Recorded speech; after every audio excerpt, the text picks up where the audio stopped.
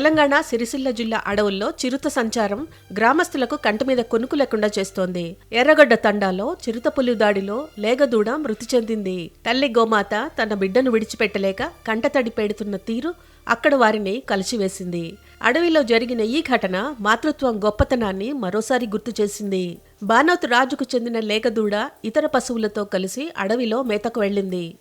అయితే చిరుత దాడిలో లేగదూడ అక్కడికక్కడే మృతి చెందింది. కొంతసేపటి తర్వాత అడవిలో ఒంటరిగా పడి ఉన్న లేగదూడ కళేబరాన్ని గుర్తించిన గోమాత తన కన్నబిడ్డను చూసి కన్నీరు కార్చుతూ తల్లడిల్లింది. ప్రపంచంలో తల్లి ప్రేమ వెలకట్టలేనిది.